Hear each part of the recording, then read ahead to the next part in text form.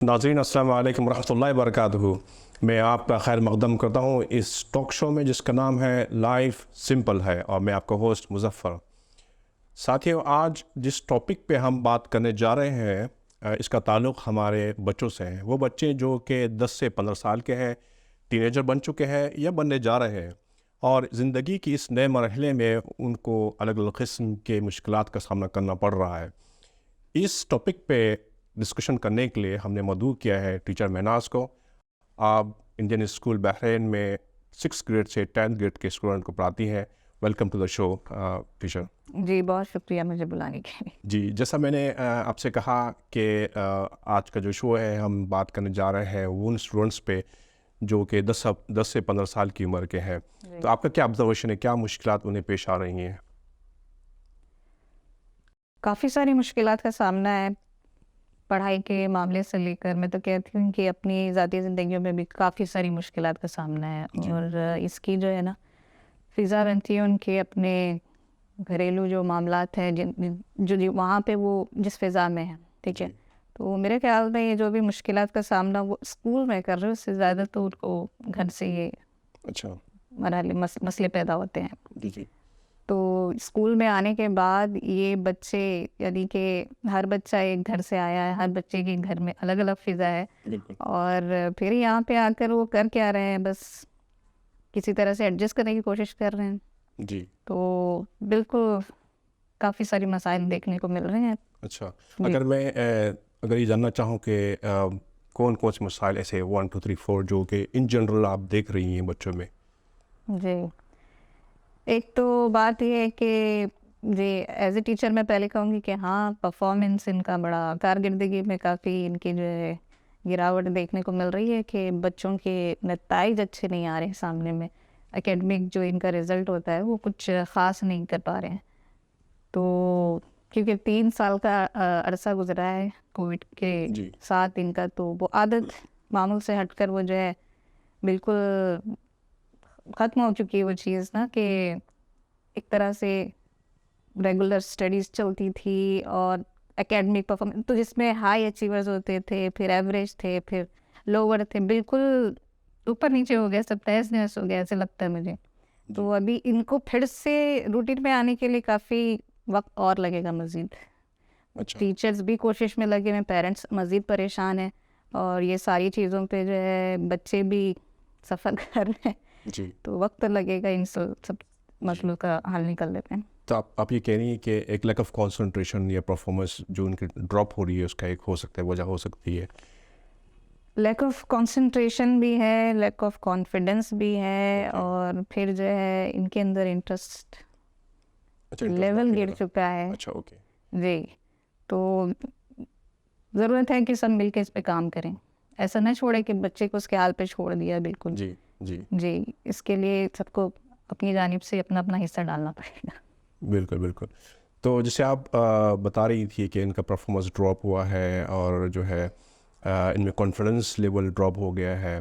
तो आप कैसे आइडेंटिफ़ाई करती है स्टूडेंट को कि ये बच्चा जो है कुछ किसी मसले इसका शिकार हो चुका है, इसकी हेल्प करनी चाहिए? एक बिल्कुल मुख्तलफ से उनकी जो है देखती हूँ मैं, उनके सलूक में, उनके बिहेवियर में बड़ा अजीब सा चेंज नज़र आता है। तो उनको मतलब क्लास में भी हैंडल करना बड़ा मुश्किल हो जाता है कि वो या तो बदसलूकी कर रहे हैं या बदकलामी कर रहे हैं, या इस लेवल पर भी होती है। कुछ बच्चे तो मतलब भी इस कदर खामोश होते हैं कि उनसे कितने ही सवाल कर लो वो हाजिर जवाब नहीं होते, क्योंकि हाजिर दिमाग भी नहीं है, मतलब ध्यान कहीं और लगा हुआ है या खोए हुए हैं कुछ इस तरह से।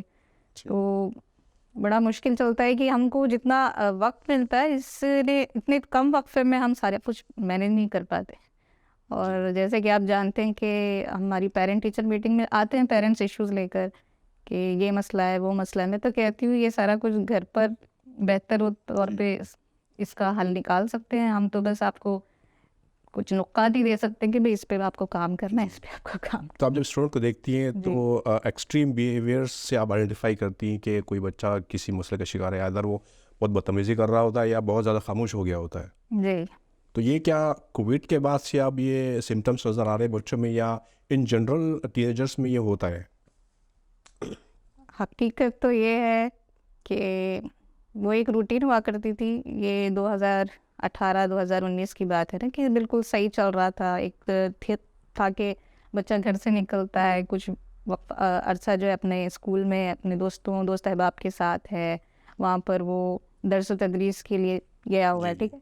तो इस दौरान में पेरेंट्स को भी कुछ अच्छा खासा कि वो भी माइंड सेट करना पड़ता है, सब कुछ तैयारी करनी पड़ती है, ऐसे नहीं चलती ज़िंदगी। तो वो भी कुछ तैयारी कर लेते थे कि अब क्या है क्या नहीं। और तरबियत के लिए वाकई में पेरेंट्स को भी कुछ चाहिए ना, कि किस तरह से बच्चों की तरबियत करनी है। तो ये काफ़ी अच्छा दोनों के बीच पे अपना अपना वक्त होता था। अब कोविड के दौरान ऐसा हुआ है कि बिल्कुल वक्त ही नहीं है ना बच्चे के पास है कि वो बाहर जा रहा है दोस्त अहबाब के साथ, और यहाँ पे पेरेंट्स भी, तो दोनों को मैंने एडजस्ट करने में मुश्किल हो रही है और काफ़ी वक्त एक साथ बिता रहे हैं।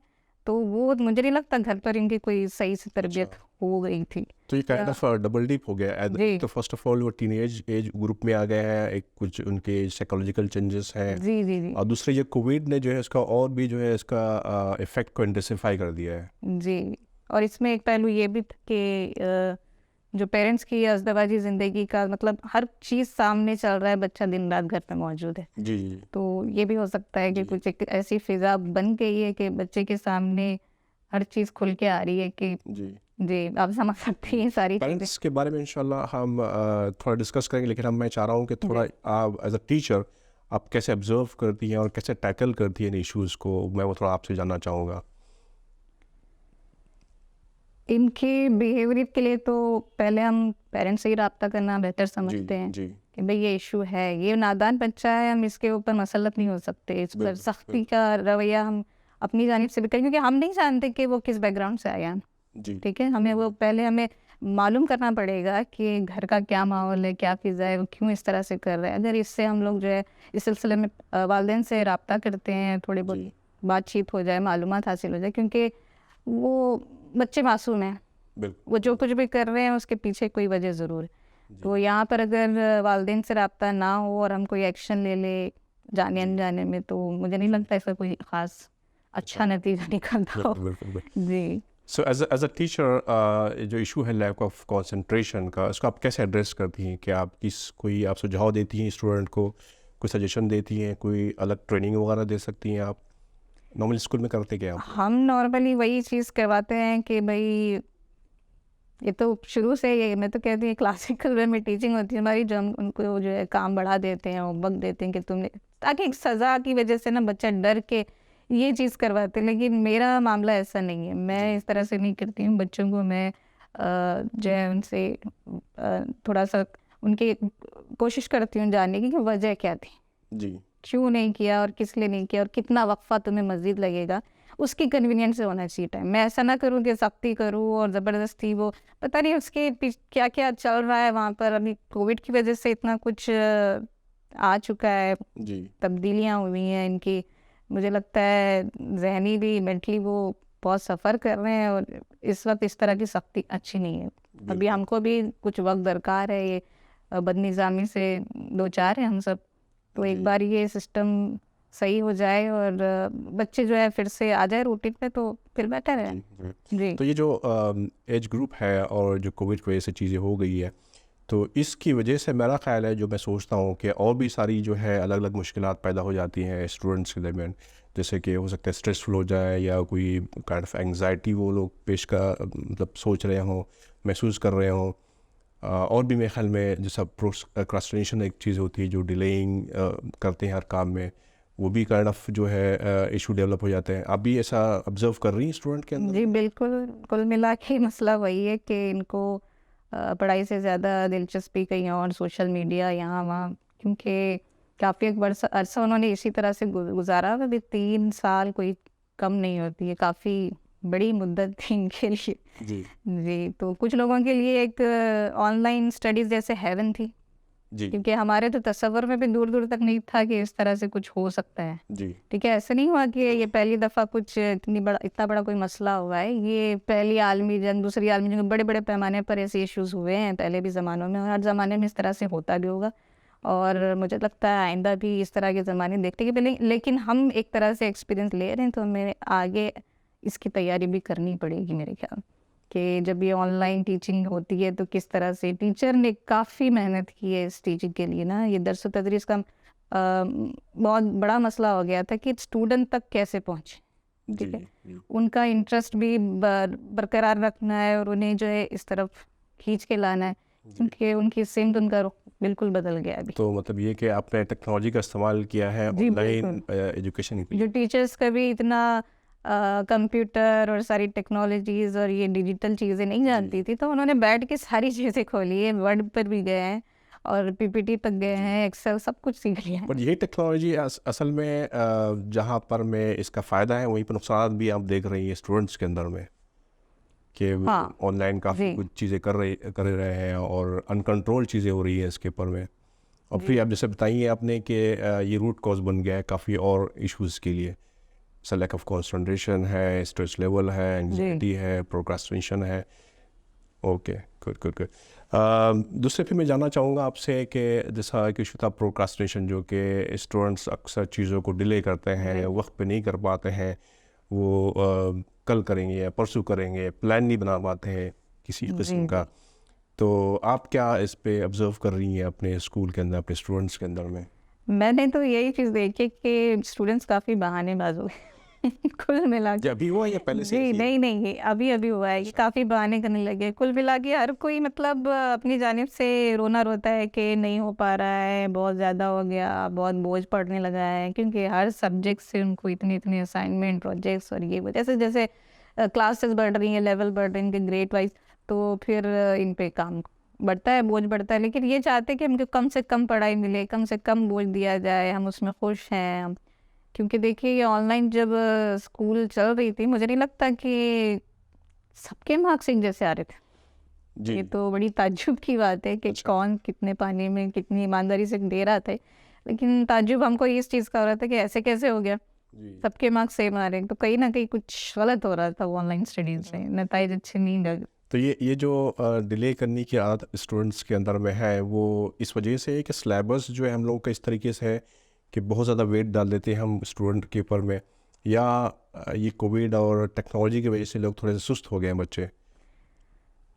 सिलेबस वाइज तो कंटेंट में कुछ कमी बेशी हुई नहीं है, बल्कि कई सारे चैप्टर्स रिड्यूस किए हुए सीबीएसई बोर्ड की जी तरफ। हम लोग जी जिस स्कूल में है वो सीबीएसई स्कूल है, जी तो जाहिर सी बात है बोर्ड ने भी इसका बड़ा ख्याल रखा। एक अच्छे तर्ज पे जो है इन लोगों को जितना भी कोशिश, बेहतरीन कोशिश की उन्होंने बच्चों के लिए।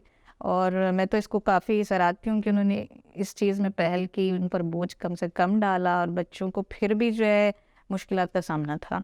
जी। जी तो आपकी क्लास में कितने स्टूडेंट हैं जो वक्त पे असाइनमेंट पूरे कंप्लीट करके सबमिट कर देते हैं आपको? अगर मैं 10% में से निकालूँ, 10% में से, तो ये मुश्किल 6 बच्चे होंगे और बाकी 4 ऐसे होंगे जो बहाने और टाल देने के, फिर उसमें से भी 2-3 ऐसे होंगे जो बिल्कुल सबमिट नहीं करते। ये परसेंटेज वैसे अगर देखें तो 20-30% जी बच्चे ही होते हैं जो कि। जी जी जी, क्योंकि ये वो बच्चे हैं जो मैंने बताया कोविड से पहले वाले बच्चे हाई अचीवर्स होते थे, इनके अंदर कुछ इंटरेस्ट बाकी है, ठीक है। अच्छा, ओके। तो ये पूरी कोशिश करते हैं, मेहनत करते हैं और कर देते हैं, सबमिट करते हैं वक्त पर। अच्छा, तो जी बाकी जो बच्चे होते हैं जो वक्त पे नहीं कर पा रहे हैं, तो उनको क्या सजेस्ट करते हैं आप, किस तरीके से दोबारा से इंटरेस्ट डेवलप करना या उनको दोबारा से बैक ट्रैक करना, क्या कर रही हैं आप लोग? हम एक तरह से लगे हुए हैं कि पहले तो इनकी साइकोलॉजी इनको समझना बहुत ज़रूरी है। मुझे कुल मिला के लगता है इनके अंदर ये जो कुछ भी कमियां खामियां नज़र आ रही हैं, ये कहीं ना कहीं इनके किरदार से मुतल्लिक, अच्छा। इस पर बड़ा असरअंदाज हुआ है इनका किरदार जो है ना। तो इस पर काम करने की ज़रूरत है, क्योंकि अगर पेरेंट्स शिकायत कर रहे हैं, वालिदैन कर रहे हैं, तो मुझे लगता है कि उन्होंने इस पर काम नहीं किया है। ये 3 साल का अरसा इस तरह से गुजरा है क्योंकि बहुत चेंज, बड़ी खामियां नज़र आई है मुझे। और जाहिर सी बात है इस पर अगर काम पेरेंट्स करते हैं तो फिर कुछ मसला नहीं रहेगा। अगर देखिए हर चीज़ को मुश्किल समझ लेने से आसान नहीं हो जाती ठीक है, मैं तो कहती हूँ हर मुश्किल में आसानी होती है। आप बिल्कुल। पहल तो करें, कोई लम्हा भी आपकी आखिरी लम्हे तक आप उम्मीद ना छोड़ें, ठीक है। जी। उम्मीद पे दुनिया कायम है, आप कोशिश करें। यहाँ बच्चे बहाने करेंगे, वहाँ पेरेंट्स शिकायत करेंगे, इस तरह से तो नहीं चलेगा। और फिर टीचर भी शिकायत करती हैं कि आप लोग कुछ पहल नहीं कर रहे हैं, कुछ खुद से नहीं कर रहे हैं। तो एक दूसरे के ऊपर इल्ज़ाम देना और जिम्मेदारियाँ थोप देना ये कोई तरीका नहीं है। सबको मिल के इसके लिए करना पड़ेगा काम। जी। फिर ये जो इश्यूज़ आपने बताए हैं, एक इशू है, फिर दूसरा इशू है, फिर इसमें जब बच्चा फेस करता रहता है तो ये बिल्डअप होने शुरू होते हैं इस इश्यूज़, और फिर मेरा ख्याल है कि एक स्ट्रेस लेवल उसका जो इंक्रीज़ होता है, काफ़ी एंग्जाइटी स्ट्रेस लेवल मेरे ख्याल में स्टूडेंट्स का बढ़ जाता है। मैंने तो देखा है कि बच्चों को ज़्यादा एंग्जाइटी होती है एग्ज़ाम से। बिल्कुल जी, जैसे एग्ज़ाम का टाइम टेबल इशू हो जाता है तो फिर इन लोगों की एंग्जाइटी बढ़ जाती है, बिल्कुल बेचैनी। और मैंने ये भी देखा हुआ है कि ये बच्चा भले ही साल भर मेहनत ना करे जी, तो ये जो टाइम टेबल आजकल आप देखते होंगे कि हर पर्चे के बीच में कहीं 1-2 दिन का गैप भी आ रहा है। बिल्कुल, बिल्कुल। तो ये बिल्कुल उनके हिसाब से रखा हुआ है और इनके हक में ये बेहतरी है मेरे ख्याल में, क्योंकि ये बच्चे जो साल भर बहाने कर रहे हैं और पढ़ाई पर ध्यान नहीं दे रहे हैं, तो यही चीज़ का फ़ायदा लेते हुए ये 1-2 दिन में उतनी अच्छी पढ़ाई कर लेते हैं जो वो साल भर नहीं करते। अच्छा। तो मैं बहुत हैरान हूँ उस चीज़ को लेकर कि शायद ये सही वाली पढ़ाई तो ये 2 दिन में कर रहे हैं और बाकी साल तो ये सिर्फ बहानेबाजी और ये सब कुछ चल रहा है। मैं तो कह रही हूँ कि बार-बार इनके इस तरह से एग्ज़ाम्स होते रहे ताकि शायद ये एक तरीका हो जाए कि वो कुछ सीख ही ले। अच्छा, तो मतलब आप कोई स्ट्रेस नज़र नहीं आता आपको बच्चों में, सिर्फ ओनली नहीं, स्ट्रेस तो है। मैं तो रिक्वेस्ट करना चाहूँगी तमाम टीचर्स के साथ, ये जो हमारे high school students specially 9th और 10th के बच्चों को, तो ये कुछ इस तरह से करें कि अपने जो भी इंटरनल मार्क्स के लिए खासकर जो प्रोजेक्ट्स और असाइनमेंट्स होते हैं, तो during the academic year in the beginning of the academic year ये इंट्रोड्यूस करवा दें कि रख दे टॉपिक के लिए इस तरह से कुछ असाइनमेंट और प्रोजेक्ट होगा, ठीक है। इनको थोड़ा सा कुछ आइडिया दे तो बच्चे तभी से तैयारी कर लेंगे, क्योंकि बिल्कुल टर्म के एंड पर जी, जब ये रास पास होते हैं कि भाई इस टॉपिक पे आपको ऐसे ऐसे असाइनमेंट और प्रोजेक्ट सबमिट करना है, तो वो तो बर्डन बनेगा ही, बोझ बन जाता है बच्चे के ऊपर, क्योंकि माइनर मेजर सारे सब्जेक्ट से कुछ ना कुछ देना होता है उसे, तो वो एक साथ सारे मसलत हो जाते हैं, फिर बच्चे की तो हालत ख़राब हो जाएगी। जी। माशाल्लाह, एक सलूशन आप पेश कर रही हैं यहाँ पर। मैं टीचर एक और मैं आपसे जानना चाहता, एक और बात ये जानना चाह रहा था आपसे कि जो हम बच्चे होते हैं, टीनेज बच्चे होते हैं, इनका अपना एक फ्रेंड सर्कल होता है, तो ये कितना इम्पैक्टफुल है बच्चों की लाइफ में?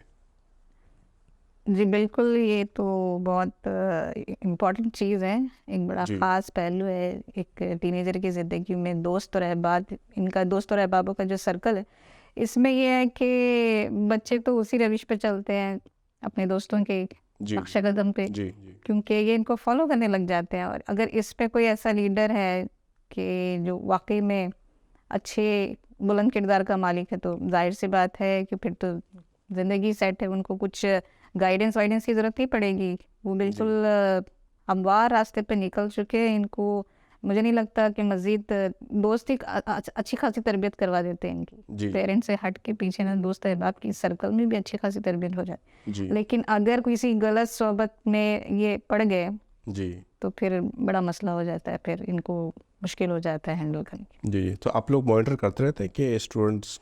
जी बिल्कुल, हम उनकी परफॉर्मेंस भी चेक कर रहे होते हैं, उनके सलूक से, उनके आदत अतवार से भी हम अंदाज़ा लगाते हैं कि सही सोबत है नहीं है।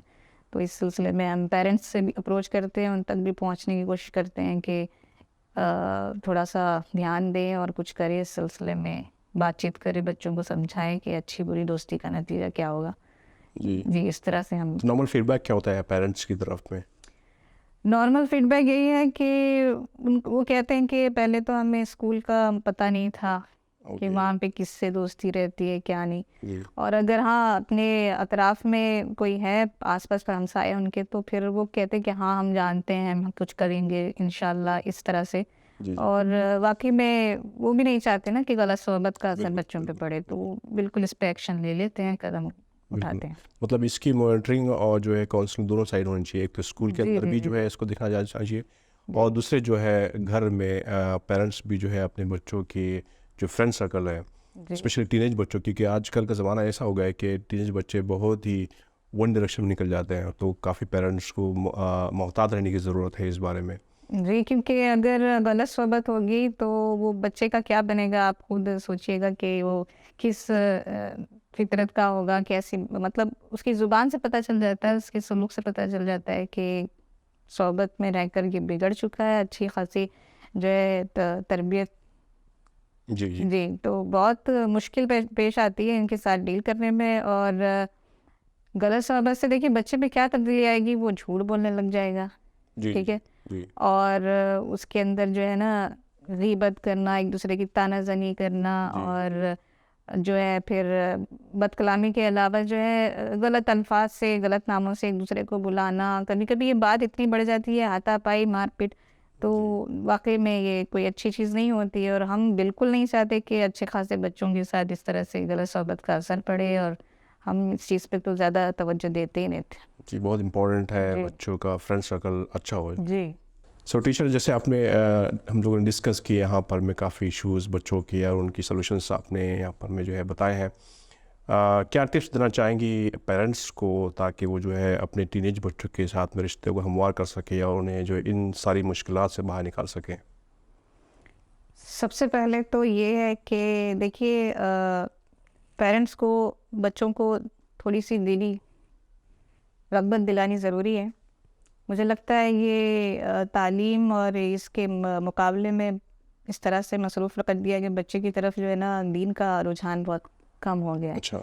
जी, तो पेरेंट्स को यहाँ पर ज़्यादा चीज़ इसलिए क्योंकि दीन चाहे कोई मज़हब हो, जी सारे मज़ाहिब में एक चीज़ है कि वो आपकी किरदार साज़ करवा रहा है। आपका जो है किरदार, जो आपका कैरेक्टर बिल्डिंग होती है, वो आपके मज़हब की तरफ से होती है, ठीक है। इम्पोर्टेंट तो ये जो है पेरेंट्स को करना पड़ेगा कि वो थोड़ा सा बच्चों को दीन की तरफ भी रग़बत दिलाए। अच्छी अच्छी चीज़ें आपका दीन सिखाता है, झूठ ना बोलो, तानाज़नी ना करो, बुग़्ल ना करो, ग़ीबत ना जी करो। जी जी तो ये सारी चीज़ें अगर आप उसको सिखा देंगे, वो एक बुलंद किरदार का मालिक हो गया, तो ये सारे इश्यूज़ वैसे भी हल हो जाएंगे। दूसरी चीज़ ये है कि एज ए टीचर मैं भी कोशिश करती हूँ, ये तो पेरेंट्स कर लेंगे घर पे किरदार साजी वगैरह, लेकिन इनका एक चीज़ ये है कि इनको मोटिवेशन, इंस्पिरेशन चाहिए। जी और मैं कहती हूँ कि जो हुब्बुल वतनी का जज्बा बच्चों के अंदर डाल दिया जाए तो इससे बड़ी कोई चीज़ नहीं हो सकती, ओके क्योंकि वो जो है उनकी बुलंद ख्याली उनके अंदर आ जाएगी। जी तो वो सिर्फ अपनी हद तक खुदगर्जी तक नहीं सोचेंगे, वो अपने कौम से हट के अपने मुल्क के लिए भी सोचेंगे। और ऐसे लोग आगे बहुत आगे जाते हैं और बहुत कुछ बड़ा कारनामा अंजाम देते हैं, जिनको अपने मुल्क से मोहब्बत होती। तो ये दो चीज़ों पे मेरे ख्याल में टीचर और पेरेंट्स को मिलकर काम करना चाहिए। माशाल्लाह। तो इसमें आप किताबों का सहारा ले सकते हैं। बड़ी बड़ी हमारे पास मिसाली किरदार, मुतासिर कुन शख्सियात की भरमार पड़ी है हिंदुस्तान में, कोई कमी नहीं है। बस इतना है कि बच्चों को हिस्ट्री से थोड़ी सी प्रॉब्लम है, वो हिस्ट्री से भागते हैं, लेकिन हमारे जो है पेरेंट्स जानते हैं बखूबी के किस तरह से एक हमवार इनको रिश्ता कायम, एक मजबूत हेल्दी रिलेशनशिप, एक अच्छा सा खुशगवार माहौल भी बनाना है घर पर। और जहाँ तक हो सके टीचर्स के साथ में इनको बिल्कुल कोऑपरेट करना पड़ेगा, हर मामले में पूछना पहल करना पड़ेगा, वरना बच्चा फिर निकल जाता है कहीं ना कहीं। वो मिल जाए पॉइंट, मैंने कोई जगह मिल जाए तो वहाँ से वो जी जी और इन टिप्स को जो है अमल में लाने के लिए सबसे इम्पोर्टेंटली मेरा ख्याल है कि पेरेंट्स को अपने टीनेज बच्चों के साथ में बैठना होगा, जी बिल्कुल वक्त देना होगा। वक्त देना होगा, साथ में बिताना होगा। और ये मैं कहती हूँ ना कि बच्चा खुली किताब अपने पेरेंट्स जी के सामने हो जाएगा एक दोस्ताना माहौल होने की वजह से, वरना तो ये बड़ी मुश्किल है। अभी ये इनको उलझे हुए लगते हैं, सुलझे हुए तो नज़र नहीं आते। Okay, thank you very much teacher, thank you very much, जज़ाकल्लाह खैर टीचर। आप आई यहाँ पर में आपने जो है बच्चों के टीनेजर्स के बारे में स्पेशली उनकी मुश्किलात, उनके इश्यूज़ को डिस्कस किया और उनकी जो है सॉल्यूशन भी प्रपोज़ किया। आपने कुछ ज़िम्मेदारियाँ टीचर की बताई हैं और जो है पेरेंट्स का भी इन्वॉल्वमेंट, उनकी तरफ से जो फीडबैक आनी चाहिए वो भी बताया। जज़ाकल्लाह खैर। नाज़रीन, आपने देखा आज के इस एपिसोड में हमने टीनेजर्स के इश्यूज़ को डिस्कस किया और उनके सॉल्यूशन निकालने की कोशिश की है। जैसे हम जानते हैं कि हमने ये एक नए अंदाज़ की कोशिश शुरू की है जहाँ पर हम डिफरेंट इश्यूज़ को डिस्कस कर रहे हैं और लाइफ के सिंपल सॉल्यूशंस निकालने की कोशिश कर रहे हैं। आपसे दरख्वास्त है कि इस एपिसोड को रिव्यू कीजिएगा और सब्सक्राइब कीजिए हमारा यूट्यूब चैनल जिसका नाम है लाइफ सिंपल है। इंशाल्लाह अगले एपिसोड में फिर से हम किसी एक नए गेस्ट के साथ में, एक नए टॉपिक के साथ में हम फिर आपके सामने हाजिर हो गए। तब तक के लिए इजाज़त दीजिएगा। जज़ाकल्लाह खैर। अस्सलामु अलैकुम रहमतुल्लाहि व बरकातुहू।